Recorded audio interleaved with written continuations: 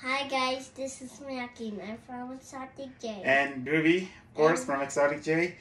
Ito yung mga babies na champagne head pied na na-hatch ko from last season. Ayan. Show your snake. Show your snake to them.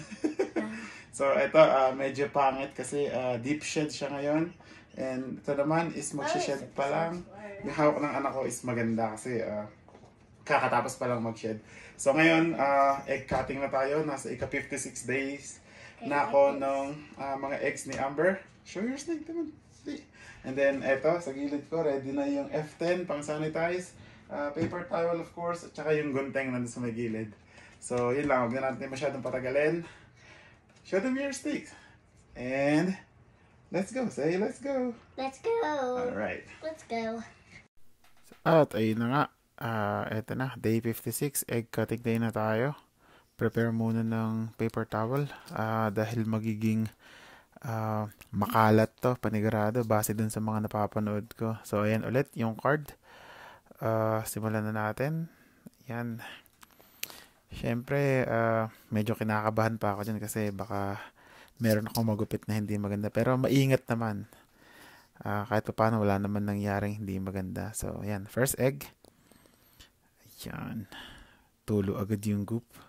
Yung parang sipon sa loob ng eggs. So, yan. Ganda niyan. Unang bukas ko niyan, nakita ko parang nag-prove out na agad yung leopard, yung possible leopard ng female na ginamit ko. Kaya, sobrang happy.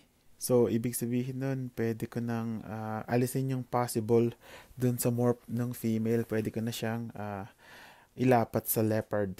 Ang hinihintay ko na lang is yung orange dream. Sana mag-prove out din. Yan. Second egg. Mabilisan lang yung ginawa kong video. Kasi marami na rin akong part na kinat para hindi masyadong humaba itong video na to. Yan. Second egg. Napahaba yung bukas ko. Tingin ko is with leopard din dito. Diyan, base dyan sa mahabang stripes na nakikita nyo. Sa dorsal part nito. Hindi ko pa masyado siyang makita kasi nga mabubbles yung goop niya. So, proceed na agad tayo sa third egg. Siya nga pala, yung identification nitong mga eggs ng mga hatchlings na to ay hindi ko pa sigurado dahil mahirap pang sabihin dahil hindi pa naman natin nakikita yung mismong pattern and coloration nila. So, bibigyan ko sila ng permanent ID once na makalabas na sila sa itlog nila. And then, syempre, isasabay ko na din doon yung popping for their gender identification. So, dito naman, parang antayin ko dito ay nakuha niya lahat yung genes nung tatay, nung male, which is Firefly Orange Dream Clown. Again, hindi ako sigurado pa ha.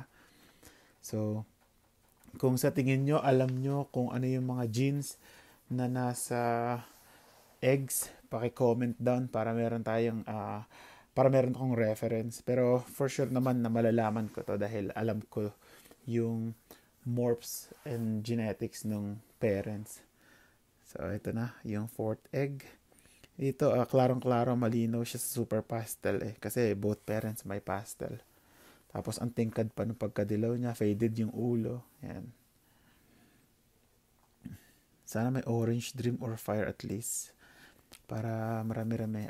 Lahat nga pala itong babies na to ay 100% het clown kasi visual clown yung ginamit kong male dito. And fifth egg. Dito ay malinaw na meron siyang pastel Mojave. Dahil sa alien head na bilog galing sa Mojave at medyo madilaw na coloration galing sa pastel. And then, syempre, yung pattern makikita. Madaling ma-identify pag pastabi kasi puro bilog yung alien head. Ang iniisip ko lang is kung fire ba to? Kung with fire ba siya dahil sa pixelation color niya dyan sa gilid. Yan, nakita nyo. And then, dun sa may dorsal part nung gumalaw siya, nakita ko is medyo matingkad na orangey color. So, sana meron ding orange dream para multiple genes yung meron siya kahit het clown lang. And then, syempre, ayan, nagalaw-galaw siya dyan eh. Siya yung may pinaka-konting goop at saka pinakamalikot sa buong clutch. Yan. Ayan. Pero ang ganda niya, matingkad. And then, etong pang-5 egg, akala ko dati hindi siya mabubuhay dahil mayroong orange na namumuo dyan sa may upper part. Yan. Kaya sabi ng asawa ko, amag daw yan. Sabi ko, hindi. Baka ano yan, super orange dream lang yan. Pero hindi siya super orange dream. Pero among the clutch, siya naman yung sa tingin ko, hindi pa ako sure, sa tingin ko, siya yung pinakamaganda. Ayan, tignan niyo yung kulay niya. White yung ilalim niya, yung belly part. I mean, from side to belly part is white. And then, straight na stripes. O, diba? Parang ang linis niya eh. Pero, again, di ko pa rin sure kung ano ba talaga yung magiging kulay nito. Parang, tingin ko, faded siya eh. So, hintayin na lang natin siya lumabas ng, hintayin na natin siya mag-crawl out sa egg para makita natin yung mismong pattern and coloration niya. Pero sa tingin ko talaga, ito yung ina-expect kong pinakamaganda. Ito yung inaasahan ko. And syempre, babalik ko na rin agad para maipasok ko na ulit sa incubator at mabuno na nila yung last 4 more days nila para makomplete yung 60 days period sa incubation nila. So, ayan. Huling pasilip. Ito for sure. With leopard sa combo. Dito ay ito yung hinihinala kong parang super pastel. And then yung sa tingin kong pinakamaganda.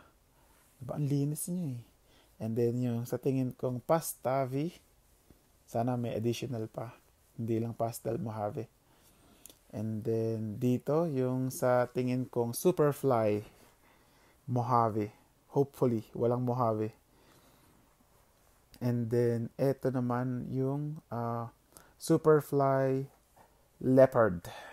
Superfly with leopard. So peace out. Yan. Cocoverin ko na ulit. And then syempre since nabuksan ko na yung egg, mag-iiwan lang ako ng konting butas para sa air circulation. Mas kailangan na nila yun ngayon. So, yun lang. Maraming salamat nga pala sa mga patuloy na nagla-like and nagpa-follow ng FB page ko. So, yun guys. Hanggang dito na lang muna.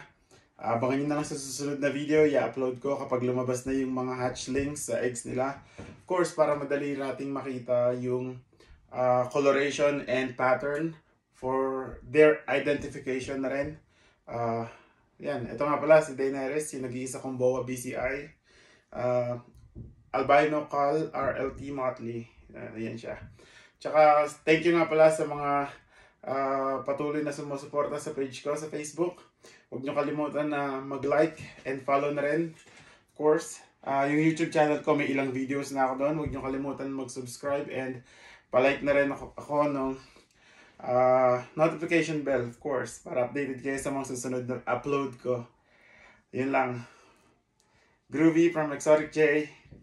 Thank you so much, guys. Peace out.